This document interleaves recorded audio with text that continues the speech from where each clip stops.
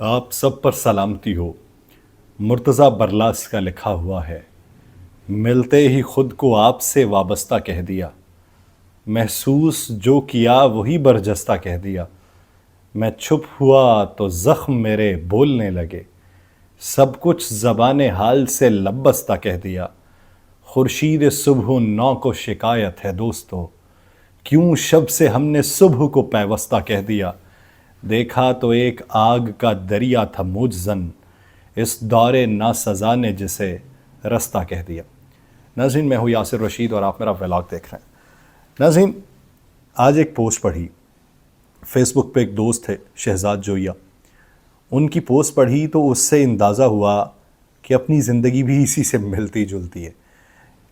Matches के हवाले से, इस टूर्नामेंट के हवाले से जो चल रहा है उस पर गुफ्तगू करूँगा, लेकिन पहले उस पोस्ट को मुलाहिज़ा कीजिए। लिखते हैं कि सारी ज़िंदगी किसी स्पोर्ट्स में भी अच्छा नहीं रहा। क्रिकेट में हमेशा विकेट कीपर के पीछे खड़ा करते थे कि जो बॉल टच ना हो सिर्फ वो पकड़नी है। वॉलीबॉल में हमेशा झंडी के साथ खड़ा करते थे और साथ वाले प्लेयर को ख़ास ताकीद की जाती थी कि यदि बालवी तू चुकनी है। वांजू में कभी कोई सिलेक्ट नहीं करता था, लेकिन क्योंकि खेलते मेरे नानकों की ज़मीन में थे तो कहते थे चलो शादा दोनों पासे, मतलब रेलू कट्टा। बड़े खिलाते नहीं थे, छोटे कहते थे तो वड्डा है। इसके अलावा गुल्ली डंडा, इकन डुकन, बांदर किला, हर खेल में लितरी रहा हूँ। गगड़ा बैंटे खेले तो हमेशा तीले का सामना करना पड़ा, लेकिन अल्हम्दुलिल्लाह फेसबुक की बदौलत क्रिकेट, हॉकी, फुटबॉल, ओलंपिक्स में लगातार तबसरे पोस्ट करता हूँ और कभी शर्मिंदगी भी नहीं हुई। यही सूरत हाल मेरे साथ है। ज़िंदगी भर कोई खेल खेला है तो उसमें बहुत ज़्यादा परफेक्ट नहीं रहा। क्रिकेट में भी परफेक्ट नहीं रहा। हाँ, बहुत कम अरसा खेला, लेकिन जितना अरसा खेला उसमें शॉट अगर कोई लग गई तो वो आंखें बंद करके ही लगाई। लेकिन अगर स्नूकर खेला तो उसमें भी नॉर्मल सतह का प्लेयर रहा। अगर वॉलीबॉल कभी खेलना चाहा तो खेल ना पाया, हाथों में दर्द होता था। और अगर उसके अलावा बैडमिंटन खेलना चाहिए तो कुछ अरसा बेहतर रहा, वो भी छोड़ दी। लेकिन अब नौकरी ऐसी है कि बातें करना पड़ती हैं। मेरा काम ऐसा है, वो करूँगा क्या जो सहाफ़त में होगा या नाकाम, मुझे तो और कोई काम भी नहीं आता, तो क्या करूँ।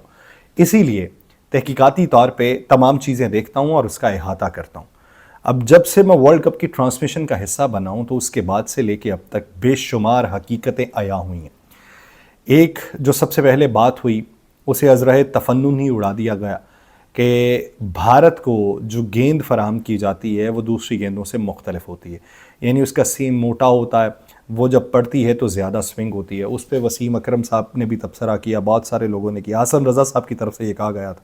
तो वसीम अकरम साहब ने कहा कि कम अज़ कम बातें ऐसी करें कि जिससे हमें पशेमानी का सामना न करना पड़े और हमें बेइज्जती महसूस ना हो। तो मैं उन बातों पे नहीं जाता, ना ही मैं वो बातें करना चाहता हूँ। लेकिन जो उर्फ़ आम में इस वक्त बहुत सी बातें चल रही। कल के मैच में आप देखें, हेनरिच क्लेसन का जो आउट होना था, रिव्यू लिया गया।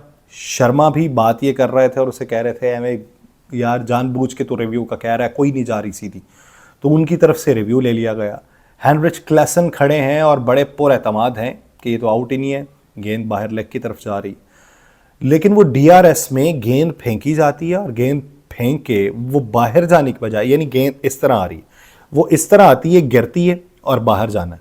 बाहर जाने की बजाय उसे बिल्कुल सीधा कर देते हैं और सीधा जाके वो विकेट स्टंप को लगता है। और हेनरिच क्लेसन वहाँ पे खड़े हुए अजीब तरह से सोच रहे होते हैं कि भाई ये क्या हुआ। अच्छा, उसके बाद विराट कोहली ने सेंचुरीज़ की हैं और 49 सेंचुरीज़ उनकी मुकम्मल हुई हैं कल के मैच में, और तकरीबन कोई 200 से ज़्यादा मैचेस का फ़र्क है।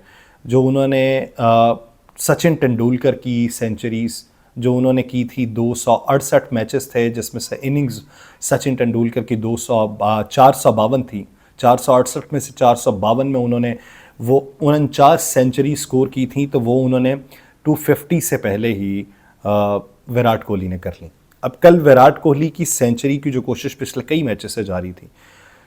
Virat Kohli world class player हैं, उनको जितनी दाद दी जाए, जितना उनकी काबिल सताइश उनके लिए कलिमात कहे जाएँ कम है खेल के हवाले से।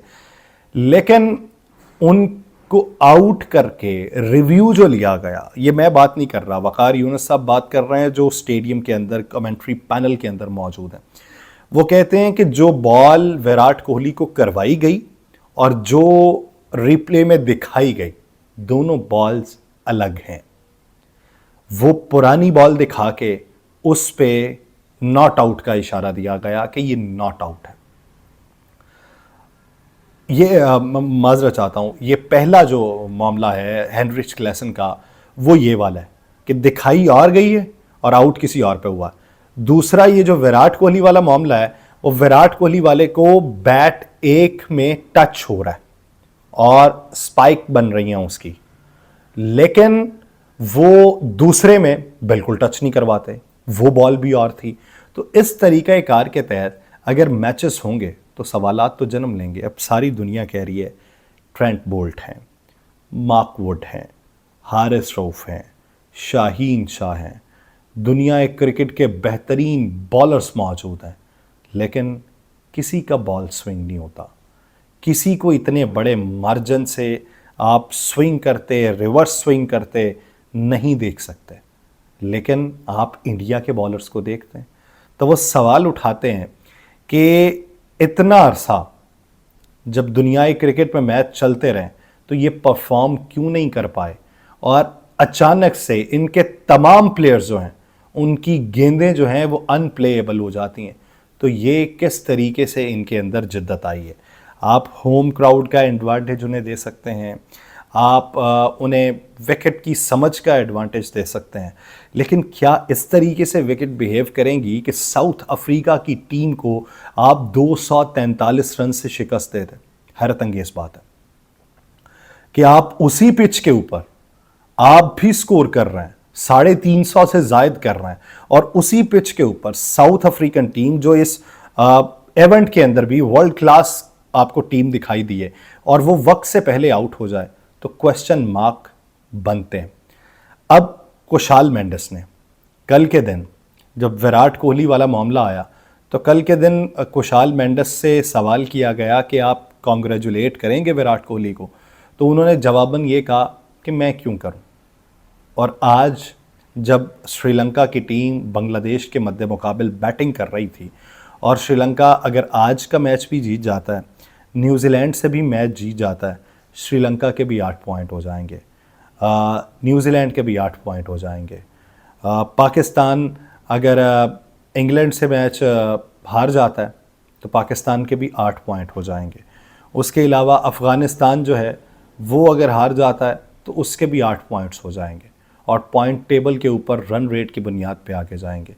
लेकिन आज के दिन हमने आज तक नहीं देखा कि ओडीआई इंटरनेशनल क्रिकेट की हिस्ट्री में कोई प्लेयर अगर ताख़ीर से ग्राउंड के अंदर कदम रखता है तो उसे वापस भिजवा दिया जाए। हालांकि एसओपीज़ के तहत 2 मिनट का वक्त होता है। एंजेलियो मैथ्यू जिन्हें रिक्वेस्ट करके लाया गया और स्पेशल इवेंट में शामिल किया गया कि बेहतरी की समत में उनकी टीम जाएगी, क्योंकि इंडिया से हारने के बाद उनका क्रिकेट बोर्ड जो है, उनके वज़ीर जो खेल हैं वो उसे रोशन सिंघे जो हैं तहलील कर चुके हैं क्रिकेट बोर्ड को, और उन्होंने राणा टुंगा जो 96 के वर्ल्ड कप के फाते थे, कप्तान भी थे, उनको अबूरी चेयरमैन नामजद कर दिया है। तो वो कम बैक करना चाह रहे थे, लेकिन आज एंजेलो मैथ्यू को जब मैदान में उतारा गया तो उन्हें बाहर निकाल दिया गया। इससे तासुर क्या आता है कि उनकी गेम को भी कम करने की कोशिश की गई। बैड अंपायरिंग इस इवेंट में देखी, शायकीन का बुरा बर्ताव आगाज के ऊपर इस इवेंट में देखा, गो के बाद में बहुत बेहतर हो गया। उसके अलावा शायकीन के बैठने का मामला इस इवेंट में देखा, पाकिस्तान के बारे में नारे लगाने पर रोकथाम इस इवेंट पे देखी, पाकिस्तान और अनबीटेबल उनका आगे जाना इस इवेंट में देखा, और इतने बड़े बड़े मार्जिन से उनका जीत जाना इस इवेंट में देखा। और लोग अब भी ये समझते हैं कि पाकिस्तान सेमीफाइनल में जाएगा, क्योंकि गेट मनी जो है वो ऊंट के मुंह में ज़ीरे के बराबर है। लेकिन पाकिस्तान और इंडिया का सेमीफाइनल इस पूरे इवेंट में, जितना वर्ल्ड कप का इवेंट है, वो एक मैच तमाम मैचेस के ऊपर भारी है। उसकी जो इनकम है वो बिलियन डॉलर्स के अंदर होगी। बिलियन डॉलर्स में वो तमाम तर एड्स भी होंगे, वो इसमें जुआ भी बहुत ज़्यादा लगता है, वो तमाम तर चीज़ें होंगी। लेकिन इंडिया के अंदर इस इवेंट को मुतनाज़े बनते हुए इस अहद में देखा गया, जिस पे बहुत सारे लोग अंगुश्ते बदंदा। उम्मीद करते हैं कि आने वाले जो मैचेस हैं उसमें कुछ बेहतरी का इम्कान दिखाई देगा। बसूरत दीगर जितना मामला स्कैंडलाइज हो चुका है, आगे चल के ये मज़ीद भी होगा। मुझे दीजिए इजाज़त। अल्लाह निगहबान।